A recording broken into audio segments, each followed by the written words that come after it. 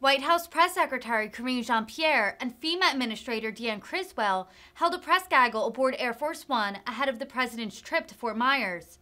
President Joe Biden and First Lady Jill Biden visited Florida on Wednesday to view the wreckage from Hurricane Ian. Criswell was specifically asked about her relationship with Florida Governor Ron DeSantis.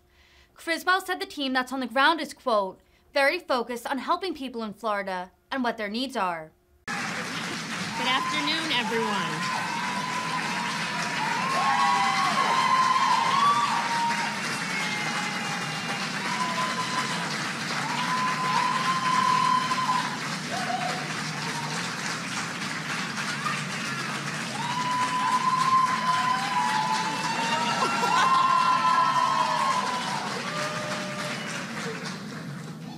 Good afternoon. Before we begin, I would just like to say to the students who are in attendance here today, you just heard from Dr. Miguel Cardona, a graduate of Central Connecticut State University. I, myself, am a graduate of Southern, go Owl. But I want you to understand and appreciate this is what the Connecticut State University system produces.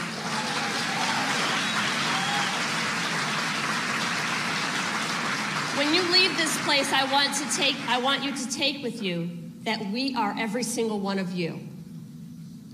Good afternoon.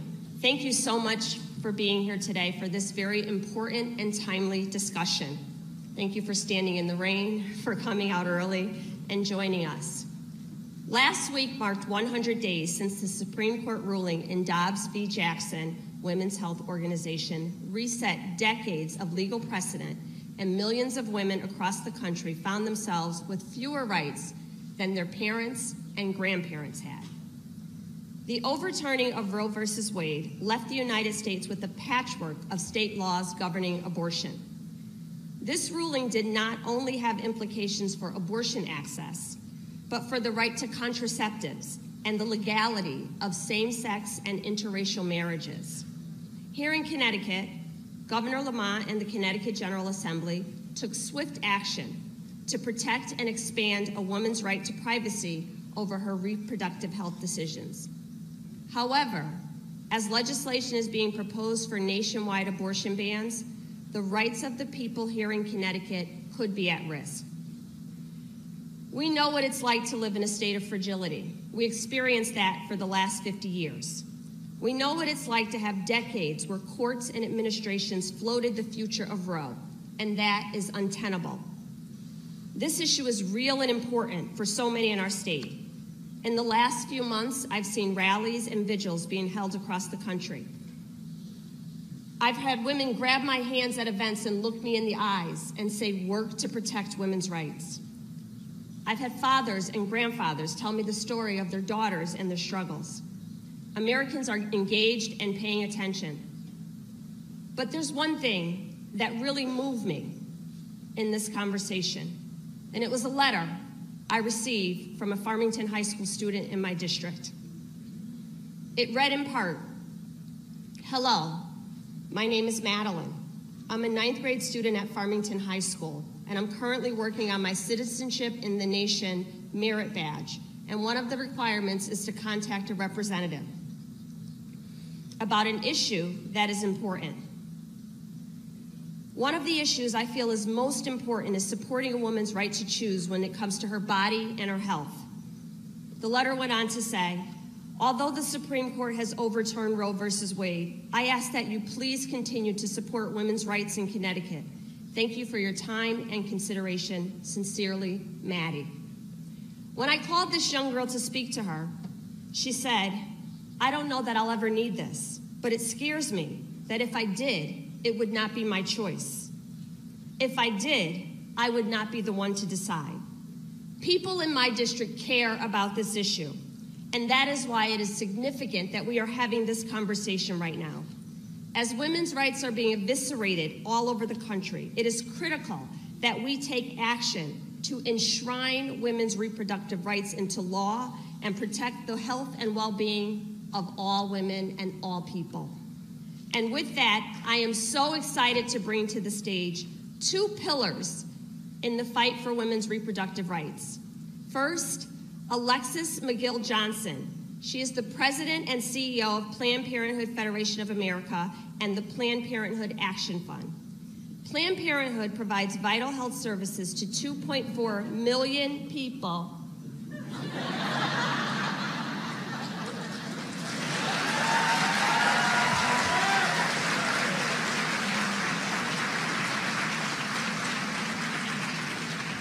As someone who has benefited from the services of Planned Parenthood, and as a young woman, it's where I got all of my primary care, health screenings, preventative measures, everything. It is my pleasure to welcome you to this conversation.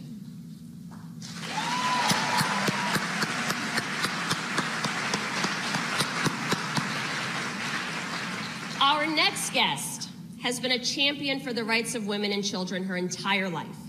During her time in the Senate, I had the privilege of working with her on the Clean School Bus Act, legislation to improve vehicle emission standards and to transition our school bus fleets to electric so that our children could breathe clean air. This legislation was included in the Infrastructure Investments and Jobs Act.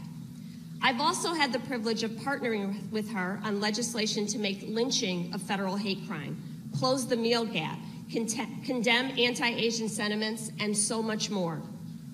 As vice president, she worked in partnership with President Joe Biden to get America vaccinated, rebuild our economy, reduce child poverty, and pass legislation to negotiate the cost of prescription drugs and make the most significant investment in climate mitigation our nation has ever seen. She led the administration's efforts in rallying broad coalitions to protect the right to vote, to protect the human rights of LGBTQI+ citizens, to expand the rights of workers, to expand the rights of workers to organize and collectively bargain. She has supported women in the workforce by addressing maternal health crisis and defending reproductive freedoms. She is the first woman, the first Black woman, the first South Asian woman, and to ever be elected to president. And we have all heard her say it before. She's going to make sure that she is not the last. I think that our Vice President of the United States of America is uniquely qualified to weigh in on this conversation, and it is with pride and tremendous admiration that I welcome my friend, the Vice President of the United States of America, Kamala Harris.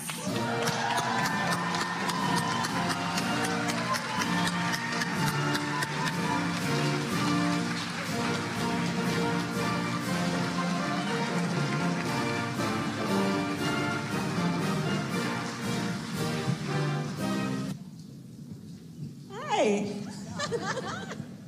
Hey, everybody. So exciting to have you here, Madam Vice President. Thank you so much for being here. I want to thank you, Representative Hayes, Secretary Cardona, CMS Administrator Chiquita Brooks-LaSure, and my friend Governor Lamont as well for joining us. And thank you, Central Connecticut State University, for hosting this conversation.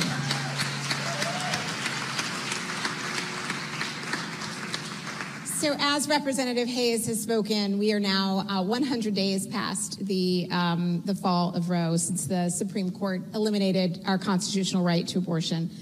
What that means is 1 in 3 women, more trans, non-binary folks cannot get access to care in their own communities. And we already know that the people who are most affected are the people who already have been living at the margins of systems. They've already faced a lot of barriers to care, and the stories that we've heard over, over the months of what people are experiencing and getting that care has been incredibly traumatic. And we also know that at the federal legislative level, we have seen action in Congress. We have seen representatives like Representative Hayes who have led and supported the passage of the Women's Health Protection Act in the House. At the state level, Connecticut has allowed more licensed medical professionals to perform abortion care and protected patients and providers.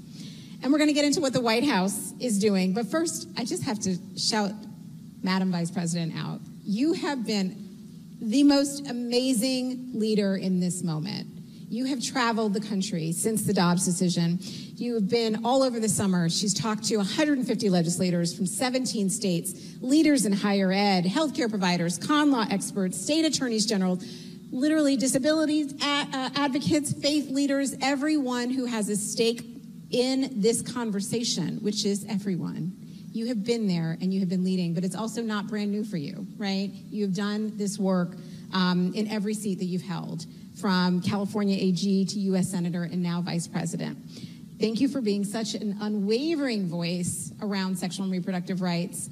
Why is reproductive freedom an issue that you've chosen to focus on right now, even before Dobbs? Well, I actually grew up with the issue of women's health. As Alexis, you know, and it's so wonderful to be with the Congresswoman. And please send her back to Congress.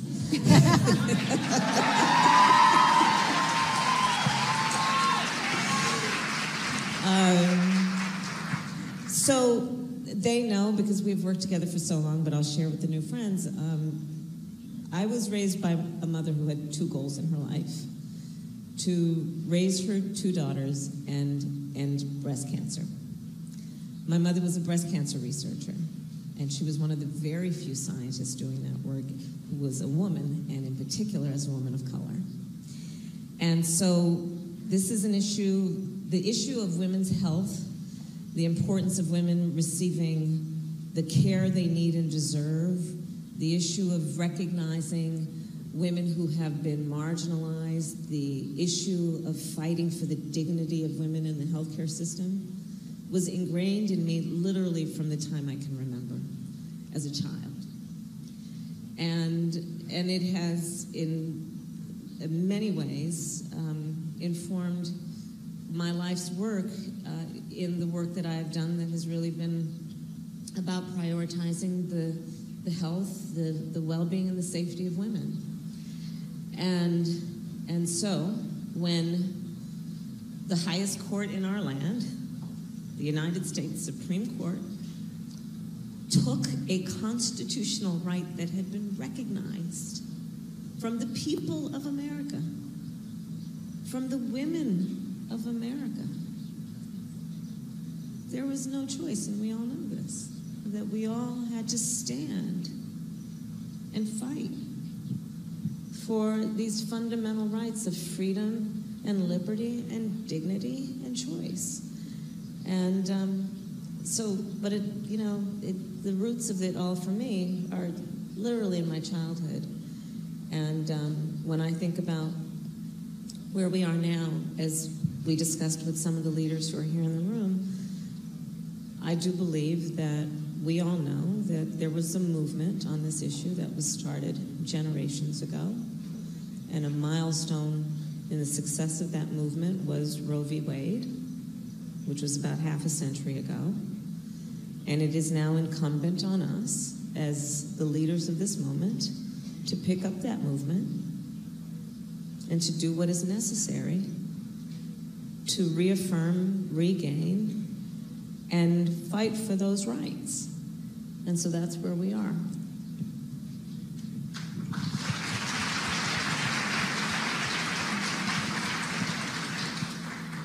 Thank you, Madam Vice President. It is definitely an honor to have you here and in my district.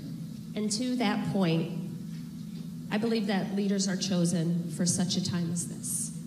And you are here in this moment for a reason. We recognize there's a long arc ahead to rebuild and even reimagine the right to abortion in this country. Can you talk a little bit about what the Biden-Harris administration has done thus far to protect access to abortion post-Roe, and how the administration is envisioning this work moving forward? Yes. So, to put the work of our administration in context, let's mention a few things. One, Clarence Thomas said the quiet part out loud. Because for those of us who have read the decision and the concurring opinions, we know that it is very much in the trajectory of those who have taken away this right of privacy, that they are looking at same-sex marriage, and the right to contraception. He said the quiet part out loud. It's literally in his opinion. Let's talk about the fact that we knew that 100 days ago when the decision came down, and we warned about it. And then most recently, you see what's happened at the University of Idaho, where the university has basically said that they're going to prohibit and not give out contraception to their students. So it's already happening. And we know that all of these hard-won fights will be temporary unless we are vigilant in upholding them, these rights. So the way that our administration has been thinking of it, in a number of ways, including what we call an all-of-government approach. And so we have, through our Department of Health and Human Services, issued guidances and instructions, for example, to pharmacies about what their legal obligations are in terms of the dispensing of medication. We have, through our Department of Justice, and in particular the Attorney General of the U.S. Department of Justice, designated Vanita Gupta, who many of you may know from the Leadership Conference, who's a great civil rights litigator and fighter, to be the head of the DOJ task force to look at this issue, to determine where there is a role for the United States Department of Justice to weigh in on what's happening in the states and defend the legal and constitutional rights of people in our country on this issue. They are gathering pro bono legal support, so basically law firms and legal associations to give free assistance, legal assistance, to folks who are going to need it, including healthcare providers who in many cases are vulnerable to and explicitly, potentially liable for criminalization in some of these states, right? We are looking at it through the context of what our Federal Communications Division can do. And that commission, the Communications Commission, to look at, and they've actually sent out a letter to the 15 top providers, AT&T, Verizon, to get their data policies and their data protection policies. So consumers can be aware of what's at risk, but hopefully so we can also inform everyone of their rights when it comes to location services and what vulnerabilities users may have to people with bad intentions getting that information to potentially hold people liable, or worse yet, criminalize and prosecute people. We have issued executive orders. The president signed executive orders, 2 in particular, that support a lot of this and include what we are prepared to do to fight for the freedom to travel, the constitutional right to travel, right?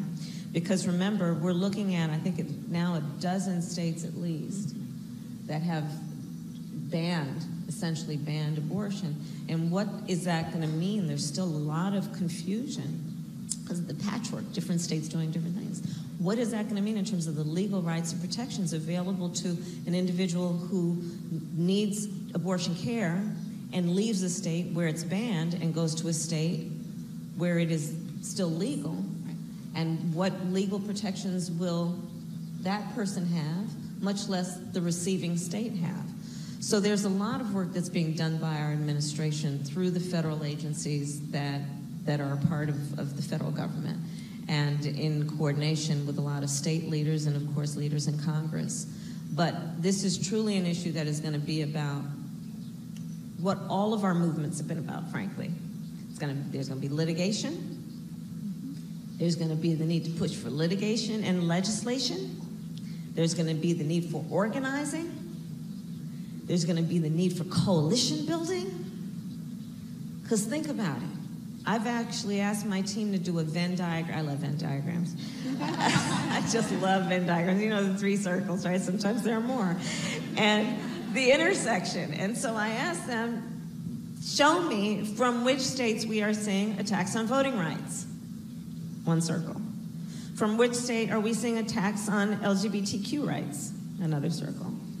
From which states are we seeing attacks on women's health rights? You would not be surprised to see the intersection. But what that also tells us, that Venn diagram, coalition building potential that we should maximize, bringing together all the folks who have historically and traditionally and are currently fighting for voting rights with all the folks that are fighting for LGBTQ plus rights and women's health rights. Bring everybody together in a way that we build the coalition, and also remind people of what I think is an essential point, which is that no one should be made to fight alone, especially when you're fighting for fundamental rights.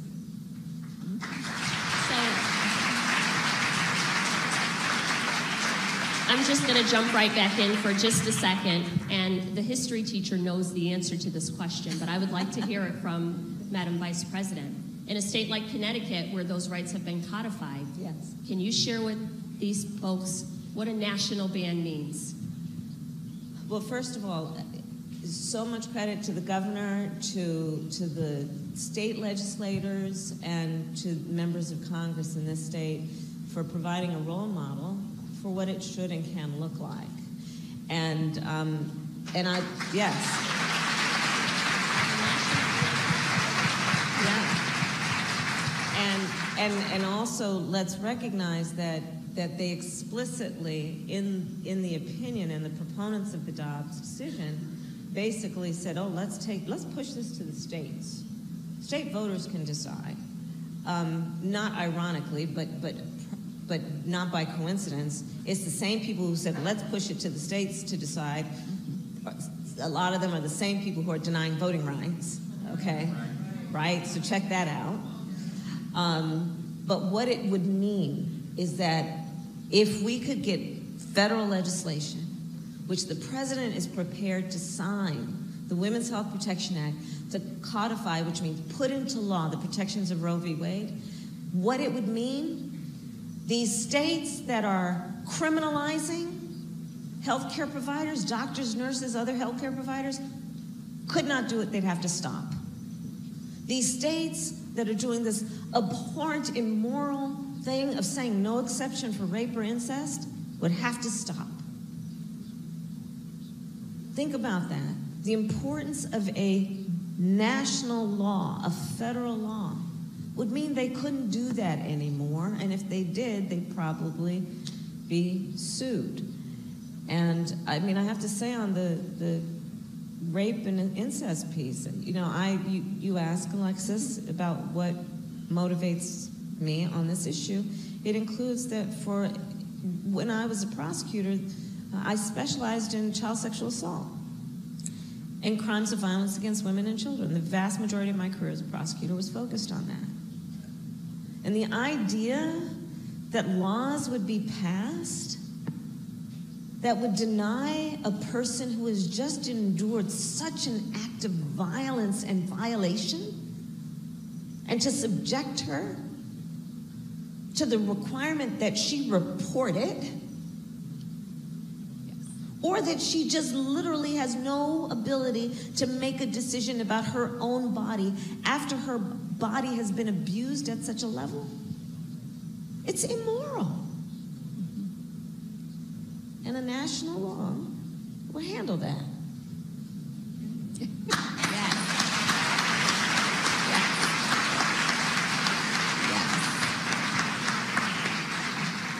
I mean, you have captured so well the chaos and the confusion on the ground of what is actually happening, and we've already seen it, right? Because we are a year into Texas. We have seen patients who are traveling upwards of 400 miles one way just to get access to care, to get the first part of a medication, abortion, and then get back in their car and drive back home.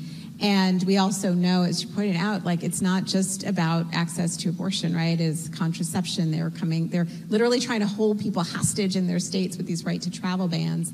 And you mentioned the kind of intersecting issues. I just want to call out the meeting that you called us into. A group of reproductive rights leaders and civil rights leaders met just a couple weeks ago in your office to talk about just this moment that we are in and these intersections. And I think particularly around, if you could speak a little bit more to voting and concerns that we have literally about our democracy in this moment.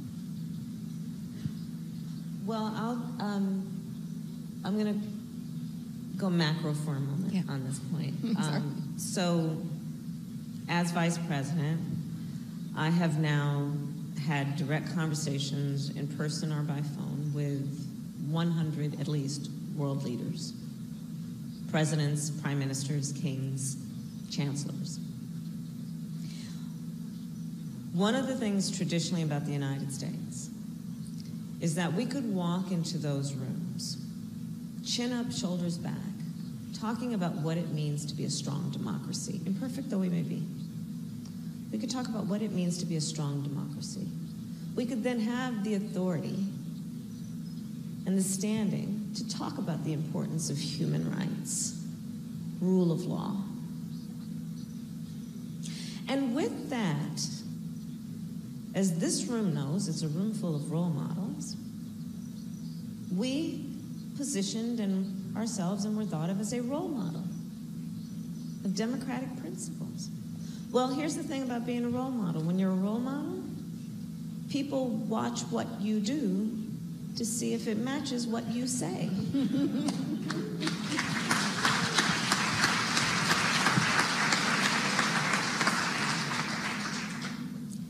And now the highest court in our land took a fundamental right from the people of America. So let's appreciate what this means at a macro level. Because nations and leaders around the world watch everything we do and have watched this.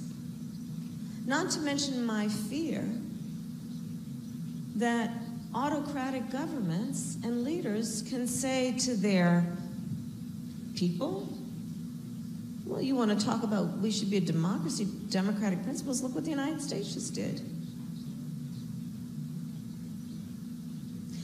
So the impact of this, quite literally,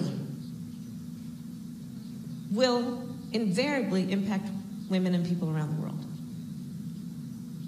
That's how significant this is in terms of the numbers we are talking about of human beings who are going to be impacted by this.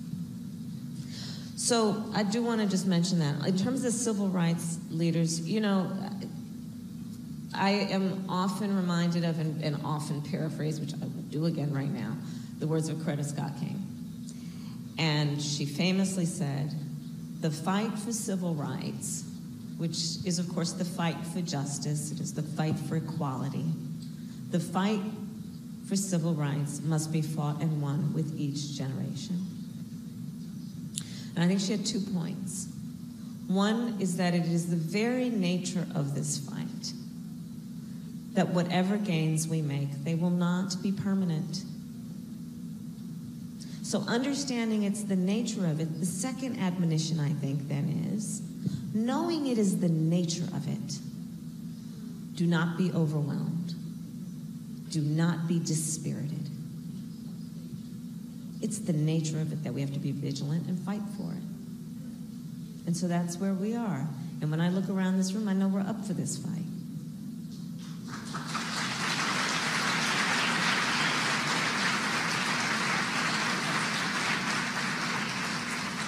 All my life I had to fight. It ain't over.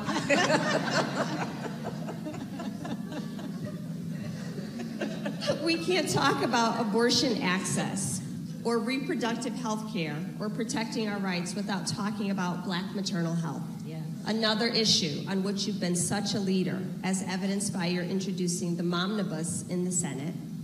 Black women are 3 times more likely to die from a pregnancy-related cause than white women. And the loss of abortion rights, largely across the South and Midwest, will only compound that. These health outcomes are largely impacted by structural racism and various barriers to care. As a member of the Black Maternal Health Caucus in the Congress, my question for you is, what is the Biden-Harris administration doing to tackle the Black maternal health crisis? Yeah, and you've been a great leader in the Congress. I'm very proud that we have, for the first time, elevated the issue of Black maternal health to the stage of the White House.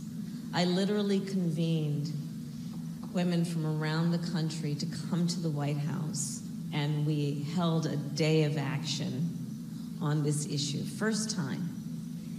And to the Congresswoman's point, Black women 3 times more likely to die, Native women twice as likely, women in rural America 1.5 times.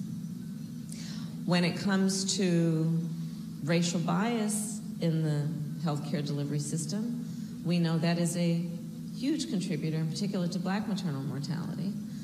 And because what the data proves is that it literally has nothing to do with her education level or her socioeconomic level. It has to do with the fact that when she walks into that doctor's office or that clinic or that emergency room, she as a Black woman is not taken seriously.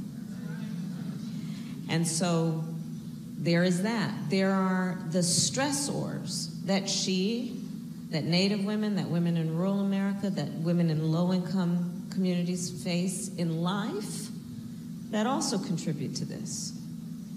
The stressors of living in poverty can be trauma-inducing. And so then you start to layer on these issues, and to your point about systemic issues, there's a lot there to unpack, but it doesn't require rocket science to figure it out. And so what we have been doing is, one, elevating the issue, but then talking about, for example, when I was in the Senate and we worked together on this, I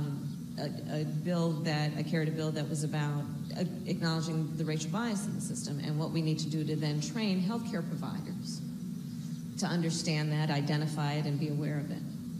There is the work that we need to do that is about putting resources into these communities. Rural America, there are healthcare deserts where there are no hospitals, right? Where there are no healthcare providers. So if you are that woman and you have an issue or a concern, it has to end up being so serious that you would travel hours to go get the healthcare you need, as opposed to something in another area of the country where you would have more immediate access to health care and you could handle it right away, which we know would produce a better outcome.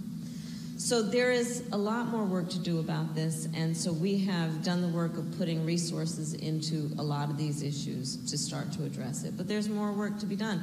And we've been talking about this and working on this, as you know, for years before a Dobbs decision came down. And then when you compound it with what the Dobbs decision means on this issue, it compounds the concern that the resources are not there to address what will be a growing need. Yeah. And it should come as no surprise that the same states that have enacted these bans, these same 17 states, are the ones with the worst maternal mortality rates. That's exactly right.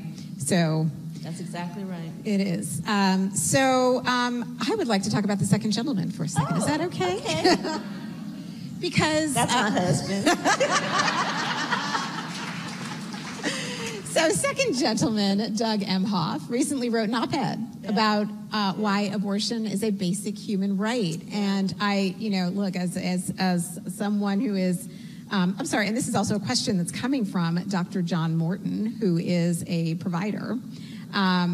He said, as a physician and an abortion provider myself, I agree. I'm heartened to see more men activated in the movement.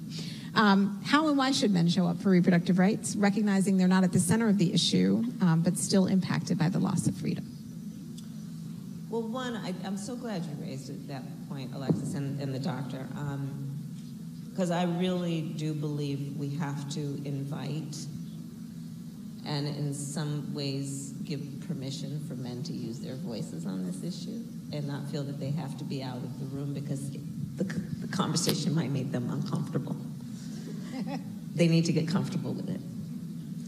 Understanding it is the woman's choice, not theirs.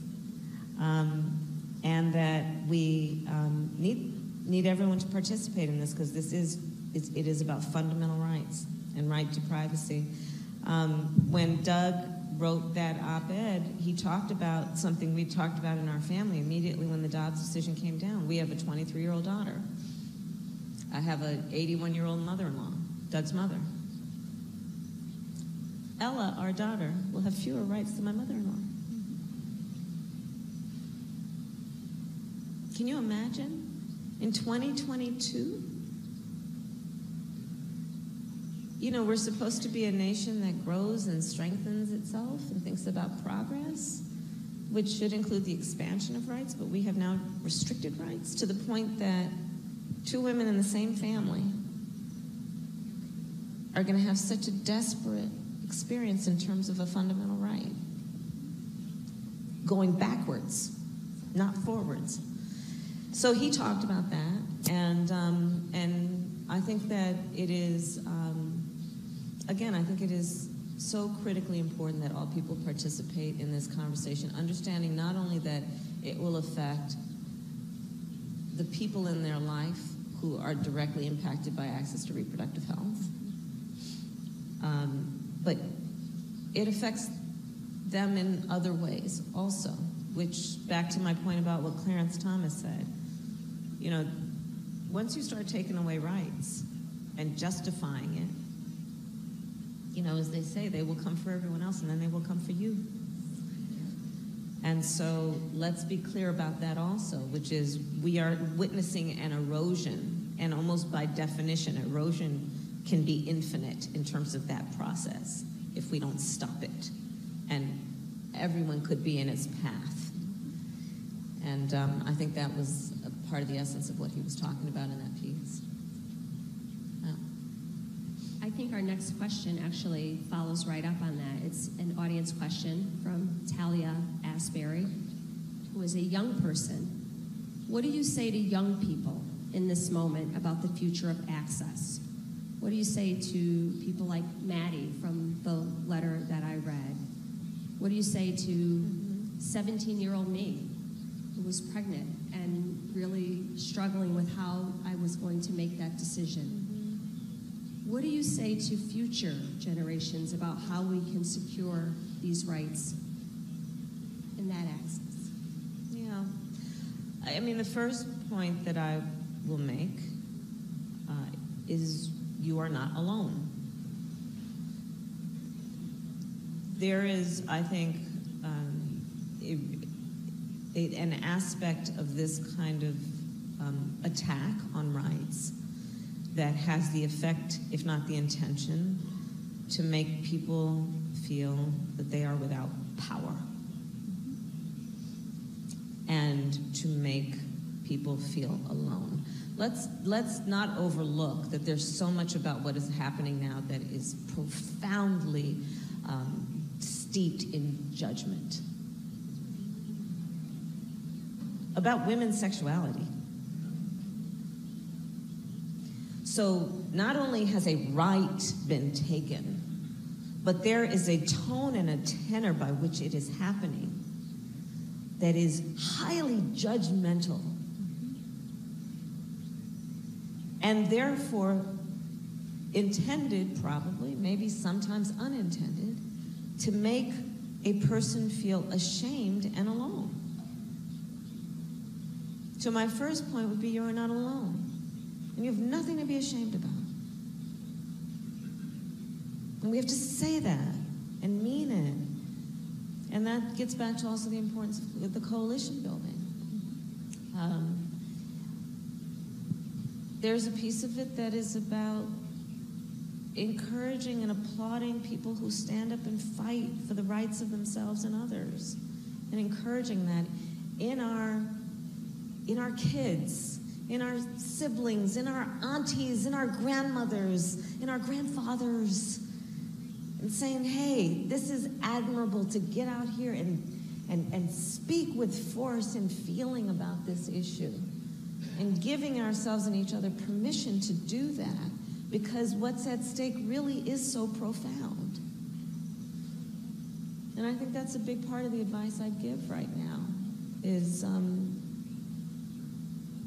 you're not alone, and so let's organize. Let's organize. Let's link arms and do what we need to do, including in the next 34 days around the country.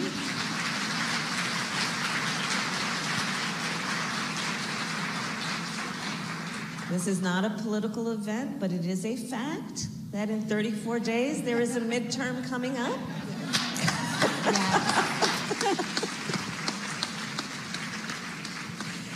Indeed. And facts must be spoken.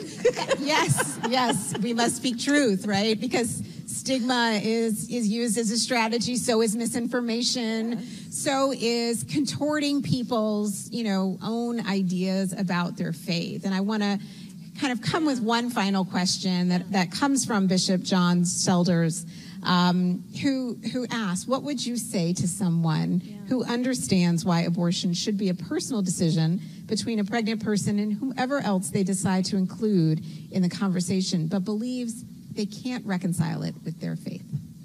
I think that's such an important point to raise because it's real. It's a real point, and one, I appreciate how the question was framed, which is, it is her choice, and it should be her choice to make, if she chooses, in consultation with a loved one, with a healthcare provider, with her faith leader. And more specifically on the point, I say this. One does not have to abandon their faith or their beliefs to agree that the government should not be making that decision for her.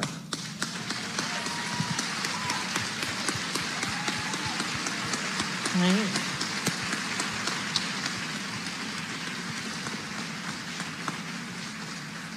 So it's literally that basic, which is also about consciously and affirmatively respecting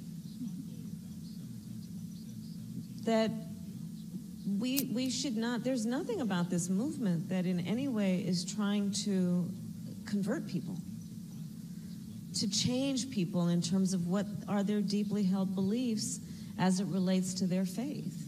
There's nothing at all about that. It's simply saying the government shouldn't be telling an individual woman what to do. And I think we should speak that affirmatively so we don't leave the inference being something we don't intend. Well, I think let the church say amen. Madam Vice President, thank you so much for joining us here today. Thank you for coming to Connecticut. Thank you for visiting me in my district. Thank you for coming to Central. And thank you for being so generous with your time on this very important topic. We are so much better off as a country having you in this place at this time. Thank you.